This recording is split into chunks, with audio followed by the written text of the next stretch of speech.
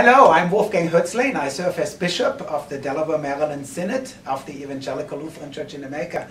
And today I'm here with Pastor Gerry Rickel. Pastor Gerry is one of our pastors in the Synod who recently began his work as a part-time chaplain in the Port of Baltimore. This is a new project for us. It's been made possible with the generous support of the Seafarers and International House in New York. We're very glad, Gerry, that that worked out. And we are so pleased that you're now in the port. You are there half-time. And with the other half, you're serving as a prison chaplain in the Maryland correctional institutions. So we're here to just hear a little bit how it's been going and how the work has unfolded. So tell us, Gerry. Well, first I wanted to add my thanks to the Seafarers and International House in New York City. I understand a little over a year ago they approached you and used the words, "We've been blessed, and we'd like to share our blessing with others," and so wanted to put this half-time chaplain in the Port of Baltimore, and here I am. Yep. And you're right, half-time with the port, the other half as the pastor of the Community St. Dismas, which is our Synod's prison ministry, and can't help but notice some similarities.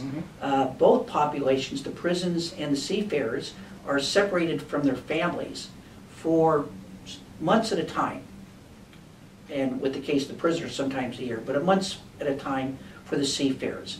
Also, a tremendous sense of isolation. And thirdly, just a great degree of loneliness. And so I spend a lot of time with the seafarers, listening to their feelings of loneliness, conversations about separation from their families. Usually it's 9 or 10 months at sea. That's usually what the contract is.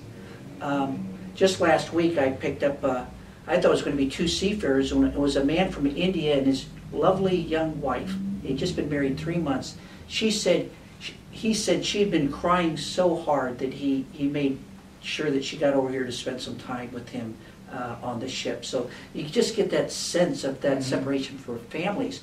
But for many of them, it's well worth it. They come from developing countries like China, South Korea, India, and this is a job. And for them, a job that many of them have served in for many, many years. And so they're very proud of what their children have accomplished. College graduates, doctors, and teachers in their home country, but it would not have happened if they did not have this seafarer's job.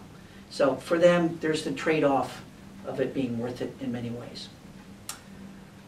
And yet we as a society kind of treat the seafarers as invisible, almost as it's a sense of injustice.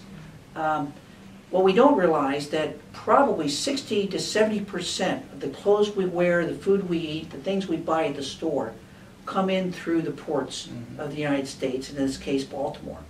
And so if it was not for the seafarers, we would not have these things. And yet, since 9/11, with Homeland Security, they have not had the access to get in, to just have a little bit of time on shore. They're not even allowed to get off the ship. No, sir. No, sir. So the chaplains, amongst other people, have a special security clearance. So we can take them off the ship, through the security gate, and then out so they can spend at least a few hours enjoying being on the ground, being on turf. You become their lifeline and really their only connection. Exactly, exactly. I've done everything from take sea captains to Home Depot to buy washing machines, because their washing machines have broken on the ships, to folks who just want to go around and stroll around the inner harbor of Baltimore and enjoy that. So a whole variety of things. But we Lutheran Christians and other Christians should know the importance of what we do in a great ministry of caring. Every Christmas we put together, I hesitate to call them shoe boxes, but they're about that size. Well, boxes. that's what they are, right? Yeah, well wrapped. And inside are various items, toiletries, warm socks, gloves, hats for the seafarers. And we distribute hundreds of those to the ships. And let me tell you a quick story. A few months ago, I took to the inner harbor and then back to a ship, a sea captain from Sweden. We have a long history as Lutherans because of our Scandinavian heritage in this area. And the conversation began oddly enough. We were talking about motorcycles. And he went from there to motorcycle gangs. And from there, he went to talking about how people in the world in which he travels, and he's around the world, simply don't care for other people. They don't care for other people, they don't care for themselves, they don't care for human life. Well, I saw that as kind of a segue to talk about why we're doing the Seafarers ministry. And so I talked to him about the Christmas boxes. I said, you know, we do this because we care.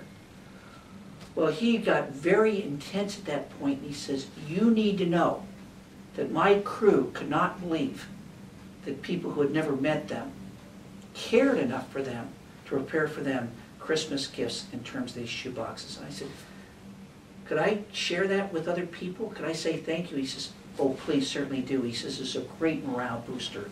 So Lutheran Christians who provide 50% of the boxes that we distribute here at the Port of Baltimore are doing a great act of kindness, a great act of caring. Well, Lutherans have a long and proud history of social ministry and of taking care of their brothers and sisters in the larger community.